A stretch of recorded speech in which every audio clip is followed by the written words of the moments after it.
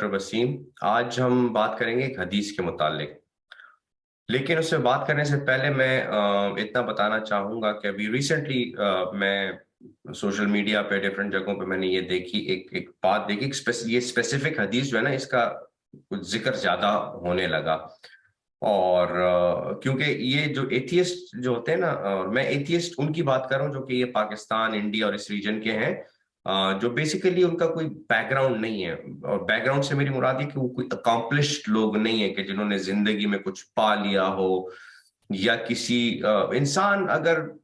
इल्हाद का मुर्तकिब होता भी है तो उसकी एक वजह ये होती है कि या तो वो अपनी जिंदगी में इतना कुछ पा लेता है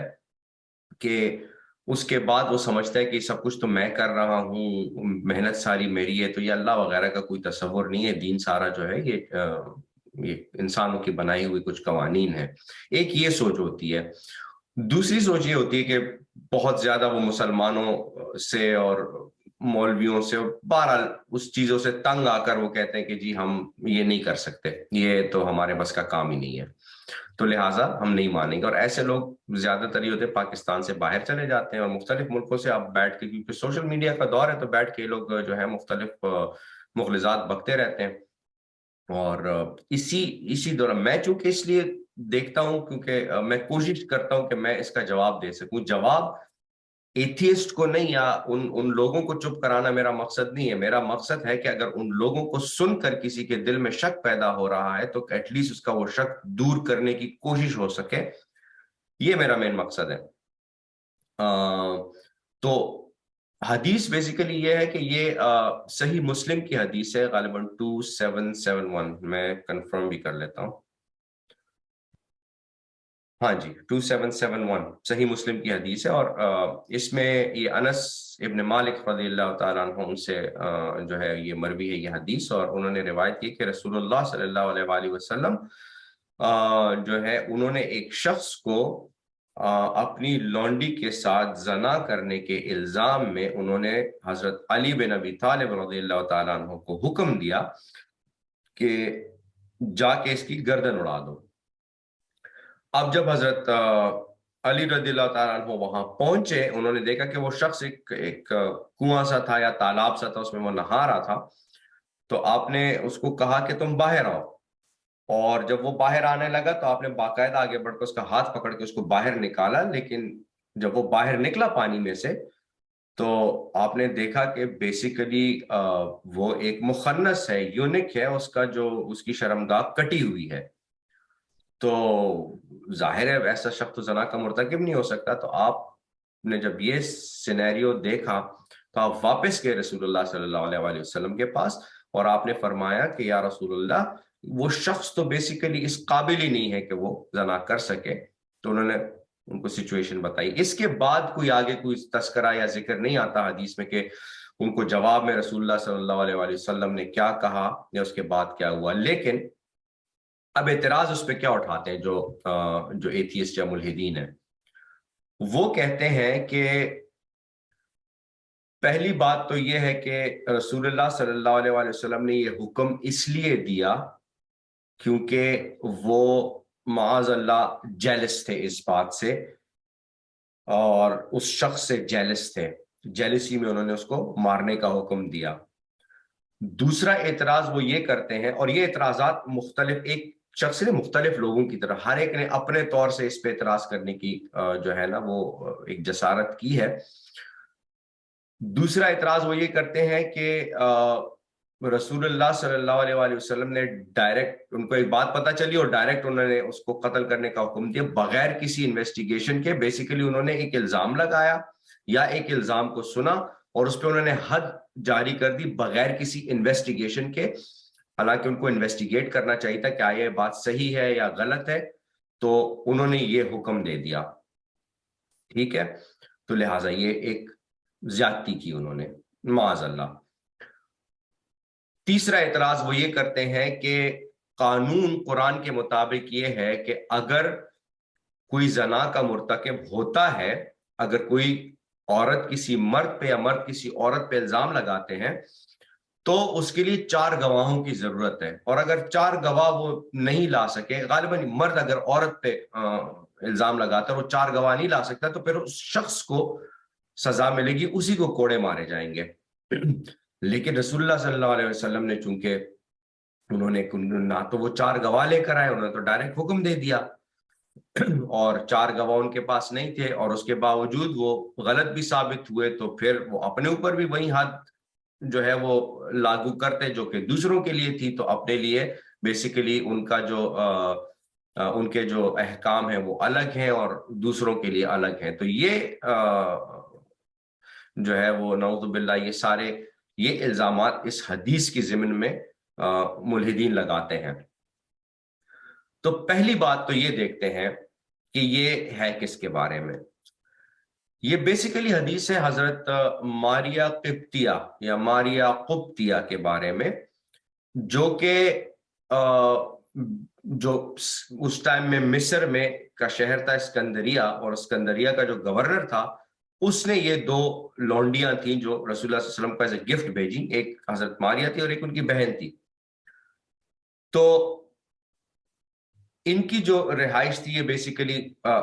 2-3 کلومیٹر باہر تھی، ایک باغ تھا اس کے اندر ان کی رہائش تھی۔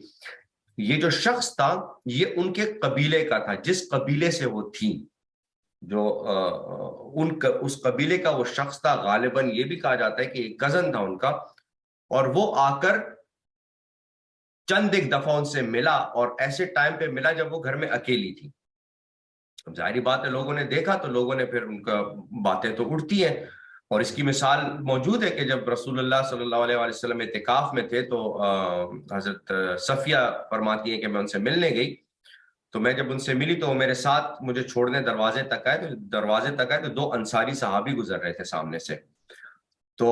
آپ نے جو ہے وہ انہوں نے سلام کیا، السلام علیکم یا رسول اللہ، تو آپ نے کہا کہ تو بھاگے کہاں جا رہے ہو، یہ میری بیوی ہے صفیہ۔ تو ان کے منہ سے نکلا سبحان اللہ یا رسول اللہ، مطلب یہ کہ مطلب ہم کیسے آپ پہ یہ شک کر سکتے ہیں؟ تو آپ نے فرمایا کہ شیطان جو ہے وہ انسان کے جسم میں خون کی طرح رگوں میں دوڑتا پھرتا ہے، تو یہ خیال کسی کو بھی آ سکتا ہے۔ تو اسی طرح اس بارے میں بھی یہ باتیں اٹھی اور یہ باتیں پہنچی رسول اللہ صلی اللہ علیہ وسلم تک، اور جب آپ تک باتیں پہنچی، اب یہاں پہ آپ صرف یہ سوچیں کہ ہم ایک ایسی ہستی کی بات کر رہے ہیں رسول اللہ صلی اللہ علیہ، اور ہاں حضرت ماریہ کے بارے میں یہ بھی ہے کہ وہ حضرت ابراہیم جو رسول اللہ صلی اللہ علیہ وسلم کے بیٹے تھے جو کہ بچپن میں فوت ہو گئے تھے، ان کی والدہ بھی تھی، اور جب حضرت ابراہیم کی پیدائش ہوئی تو آپ نے یہ فرمایا کہ ماریہ نے اس کے بعد ماریہ آزاد ہو گئی، انہوں نے آزاد کر دیا ان کو۔ تو بہرحال اب یہ رسول اللہ صلی اللہ علیہ وسلم کی ججمنٹ کے اوپر ایک الزام لگایا جا رہا ہے، ایک ایسے شخص کہ وہ عام شخص نہیں ہے، وہ پیغمبر ہیں، اللہ تعالیٰ کی طرف سے ان کو وحی ہوتی ہے اور وحی کے ذریعے احکامات لیتے ہیں، تو ان کی ججمنٹ میں تو کوئی غلطی ہو نہیں سکتی، یہ ہمارا بلیف ہے کہ ان کی ججمنٹ میں کوئی غلطی نہیں ہے۔ لہٰذا اگر میں کوئی بات ایسی سنتا ہوں، میں کہتا ہوں کہ رسول اللہ صلی اللہ علیہ وسلم نے فرمایا ہے تو بس ٹھیک فرمایا ہے، مطلب اس میں اتنا حیران ہونے کی اس کی بات نہیں ہے، ان کی ججمنٹ تھی تو ٹھیک تھی۔ لیکن جب یہ لوگ ملحدین جب یہ بات پڑھتے ہیں، اور یہ پڑھتے کیا ڈھونڈتے ہیں ایسی باتیں، جو جب ڈھونڈتے ہیں تو پھر اس کا چرچا کرتے ہیں۔ بہرحال اب رسول اللہ صلی اللہ علیہ وآلہ وسلم کو کیا یہ بات پتہ نہیں تھی کہ یہ شخص جو ہے یہ اس قابل نہیں ہے کہ یہ زنا کر سکے؟ ڈیفینیٹلی ان کو یہ بات پتہ تھی، لیکن جب لوگوں کی طرف سے باتیں اٹھنے لگی تو آپ نے یہ حکم دیا سیدنا علی بن ابی طالب رضی اللہ تعالیٰ عنہ کہ جا کے اس کی گردن کاٹ دو۔ اب اس سے پہلے پوائنٹ نمبر 1 جو میری طرف سے ایک پوائنٹ ہے وہ یہ ہے کہ سب سے پہلے تو رسول اللہ صلی اللہ علیہ وسلم کی ایک حدیث ہے سنن نسائی میں، کیا فرماتے ہیں کہ 3 لوگوں کی طرف اللہ جو ہے وہ قیامت کے دن نہیں دیکھے گا۔ ایک وہ جو اپنے ماں باپ کے ساتھ برا سلوک کرے، ایک وہ عورت جو مردوں کی مشابہت کرے، اور ایک وہ خاوند جس کی بیوی زانیہ ہو اور اس کو پتہ ہو اور وہ اس بارے میں کچھ نہ کرے، وہ چپ کر جائے، چپ کر کے بیٹھا رہے، اور اس کی بیوی جو ہے وہ پائے زنا کرے، اس کو انگلش میں کک ہولڈ بھی کہتے ہیں۔ تو یہ اس طرح کا جو شخص ہے نا، تو ظاہری بات ہے. پھر ایک اور حدیث میں رسول اللہ صلی اللہ علیہ وسلم نے فرمایا کہ ایک صحابی کے بارے میں کہا, مجھے پوری یاد نہیں, لیکن ایک صحابی کے بارے میں فرمایا کہ ان کی غیرت تم نے دیکھی ہے تو میری غیرت اس سے بھی زیادہ ہے اور مجھ سے بھی زیادہ اللہ کی غیرت ہے. تو پہلی بات تو یہ ہے کہ جیلسی کا تو اس میں کوئی سوال ہی نہیں پیدا ہوتا, کیونکہ آپ صلی اللہ علیہ وسلم کی وہ باقاعدہ آپ کی ملکیت تھی, آپ کی لونڈی تھی. جیلسی تو وہاں پہ پیدا ہوتی ہے جب ایک ہی عورت کے دو امیدوار ہوتے ہیں, نہ اس کے تسلط میں ہو نہ اس کے تسلط میں ہو, تو اگر یہ کامیاب ہو رہا ہو تو اس کو جیلسی ہوگی. اور یہ تو عام لوگوں کا ایک فعل ہے, یہ رسول اللہ صلی اللہ علیہ وسلم کی طرف ایٹریبیوٹ نہیں کیا جا سکتا, لیکن بہرحال یہ جیلسی کا کوئی ایسا سینیریو بھی نہیں تھا. دوسری بات یہ کہ بات تو غیرت کی تھی, اب غیرت کے اوپر حکم دینا تھا. زنا کی سزا کا حکم جو ہے وہ یا تو کوڑے ہیں یا رجم ہے قرآن کے اندر. یہاں پہ رسول اللہ صلی اللہ علیہ وسلم حکم دے رہے اس کی گردن کاٹنے کا. نہ انہوں نے رجم کا حکم دیا, نہ کوڑے کا حکم دیا. پہلی بات ٹو بی نوٹڈ. دوسری بات جو نوٹ کرنے والی ہے وہ یہ ہے کہ آپ نے یہ حکم اپنی طرف سے نہیں لگایا کہ آپ نے دیکھا کہ یار یہ بندہ اور اپنی طرف سے حکم لگا دیا. آپ کو باقاعدہ یہ خبر ملی لوگوں کی طرف سے. تو یہ جو گواہ نہیں تھے تو یہ بات تو وہیں پہ ہو جاتی کہ لوگوں نے گواہی دی کہ بھائی ہم سسپیکٹ کر رہے ہیں کہ یہ شخص جب وہاں پہ ملنے گیا یا اکیلے میں ان سے ملا تو اس نے غالباً یہ حرکت کی ہوگی. تو وہ گواہ تو آلریڈی پرووائڈ ہو گئے تھے. تو یہ دوسرا پوائنٹ ہے. اس کے بعد جو ہے وہ جو ایک اور بہت اہم پوائنٹ ہے وہ ہے, ذہن میں ایک بات آتی ہے کہ رسول اللہ صلی اللہ علیہ وآلہ وسلم حکم دے رہے ہیں, وہ بھی حضرت علی بن ابی طالب رضی اللہ تعالیٰ عنہ کو. حکم کون دے رہا ہے اور حکم کو فلفل کس نے کرنا ہے؟ لیکن حضرت علی بن ابی طالب وہ حکم کو فلفل کیے بغیر واپس آ جاتے ہیں. ذہن میں تو یہ آتا ہے کہ جاتے ہی ان کو گردن اڑا دینی چاہیے تھی, بس حکم تھا تو حکم تھا, دیٹس اٹ. ایسا کیوں کیا؟ اس کے لیے ایک حدیث ہے, مسند احمد میں حدیث ہے, اور اس میں حضرت علی بن ابی طالب رضی اللہ تعالیٰ عنہ فرماتے ہیں کہ رسول اللہ صلی اللہ علیہ وسلم نے ان سے پوچھا, آپ نے رسول اللہ صلی اللہ علیہ وسلم سے کہ یا رسول اللہ مجھے یہ بتائیے کہ جب آپ ہمیں کسی مہم پہ بھیجتے ہیں تو اس مہم میں جو آپ مجھے کرنے کا حکم دیتے ہیں کیا میں من و عن ویسے ہی کروں یا میں پہلے جا کے دیکھوں, وٹنس کروں کہ کیا حالات ہیں اور اس کے بعد اس کے مطابق میں فیصلہ کروں؟ تو رسول اللہ صلی اللہ علیہ وآلہ وسلم نے فرمایا کہ تم وہاں جا کر اس جگہ کو وٹنس کرو, دیکھو کہ کیا ہو رہا ہے, معاملات کو سمجھو اور معاملات کو سمجھنے کے بعد ویسے فیصلہ کرو. تو یہاں پہ وہی بات سیٹ آتی ہے کہ حضرت علی کے ذہن میں وہ بات تھی کہ میں جاؤں, میں دیکھوں کہ حالات کیا ہیں, واقعات کیا ہیں. اور پھر حضرت علی رضی اللہ تعالیٰ عنہ اکیلے نہیں گئے ہوں گے, ان کے ساتھ اور بھی لوگ تھے, اور وہاں پہ انہوں نے سب نے یہ دیکھا کہ یہ شخص اس قابل ہی نہیں ہے کہ یہ کام کر سکے. تو بیسیکلی معاملہ کیا تھا, اس شخص کو, کیونکہ رسول اللہ صلی اللہ علیہ وسلم کو پتا تھا کہ یہ شخص اس قابل نہیں ہے, ان کو کسی کے بتانے کی ضرورت نہیں تھی, لیکن لوگوں کو یہ بتانا تھا کہ جسٹس شوڈ بی سروڈ, اور جو ہے وہ ایک حق اور فرض کا معاملہ ہے کہ اس میں مطلب عدل و انصاف کا تقاضا یہ ہے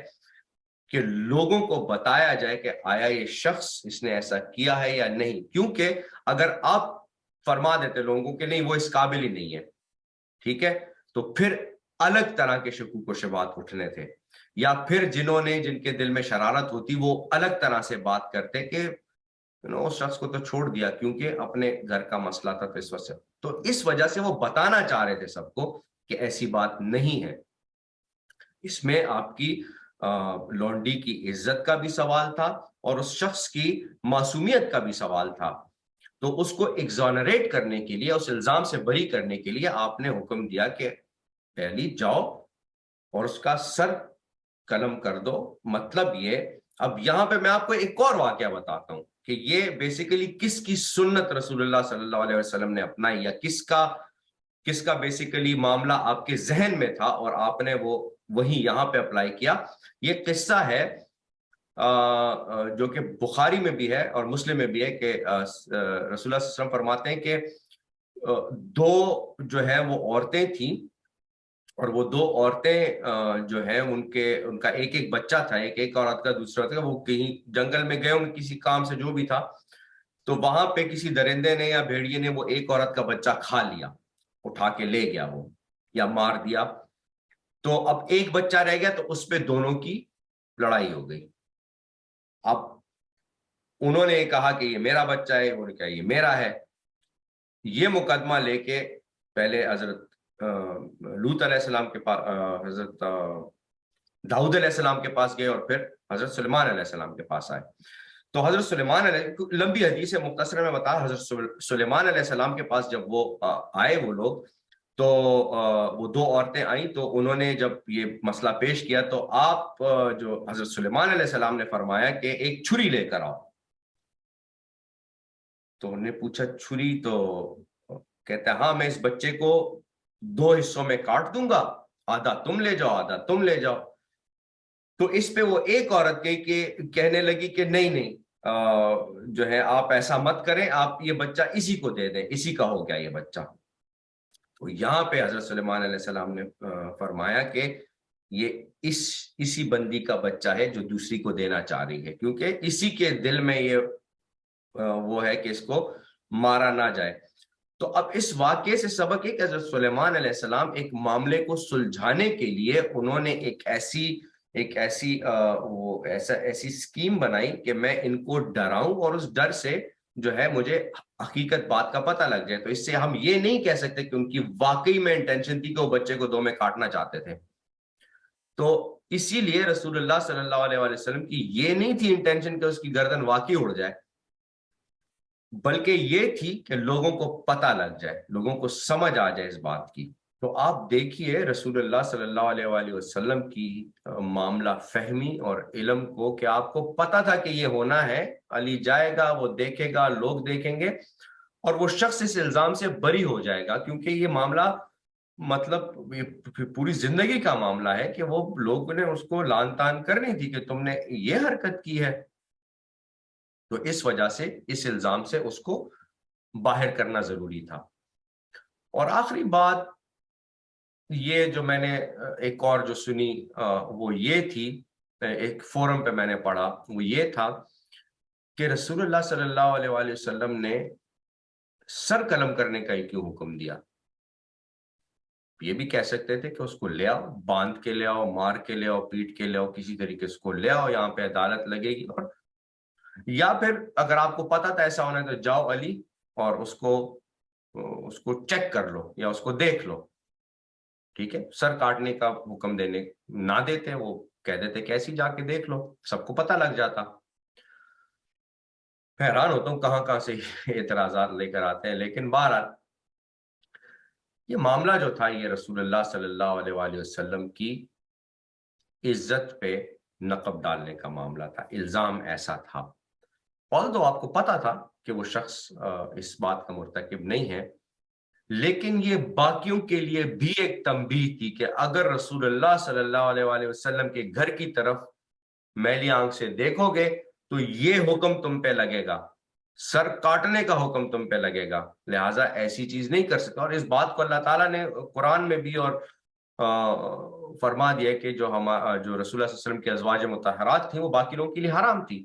ایون یہاں کے وہ آپ رسول اللہ صلی اللہ علیہ وسلم کی وفات کے بعد بھی وہ حرام تھی، ان سے نکاح نہیں ہو سکتا تھا. اور اگر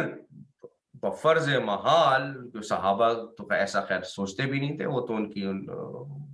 لیکن حکم اپنی جگہ پر ہے کہ اس کے لیے پھر یہی حکم ہونا تھا. یہاں پہ رجم کوڑوں کا معاملہ نہیں تھا، یہاں پہ معاملہ تھا رسول اللہ صلی اللہ علیہ وسلم کی عزت کا، اور ان کے اوپر پھر وہ غیرت والا معاملہ بھی آ جاتا ہے. تو اس لیے آپ نے یہ حکم دیا، اور آپ کو پتا تھا کہ ایسا اس شخص کے ساتھ نہیں ہوگا، لیکن سب کو تنبیہ ہوگی، اور یہ شخص بھی ڈر جائے گا کہ بھائی اکیلے میں ایسے حرکت مت کرو کہ تم پہ الزام اٹھے، کیونکہ یہ بہر طور اگر وہ شخص اس قابل تھا یا نہیں تھا، لیکن اکیلے میں کسی بھی غیر محرم سے ملنا یہ تو جائز نہیں ہے۔ تو یہ تھی حدیث، اور یہ سارا اس کا جو ہے وہ پس منظر تھا۔ تو کہنے کا مقصد یہ کہ مطلب آپ الزام لگاتے بھی ہو تو ذرا آپ اپنی تحقیق تو کر لو نا، اور اس تحقیق کے بغیر، اور یہ تحقیق آج کل تو انٹرنیٹ کا دور ہے، آپ کے سیل فون پہ جو ہے نا ساری چیزیں فوراً آپ کو اویلیبل ہیں، آپ کے پاس ایپس ہیں ایسے کہ جس کے اندر پوری حدیث کی اس آیت ستہ پوری پڑی ہوئی ہے، پورا قرآن پورے تفسیریں پڑی ہوئی ہیں، اٹس جسٹ ون کلک اوے۔ تو بہرحال میں امید کرتا ہوں کہ اگر کسی نے ان کی گفتگو سنی ہو اور کوئی دل میں شک بھی آیا ہو، تو آئی ہوپ کہ وہ اللہ نے ان کے دل سے دور کر دیا ہو۔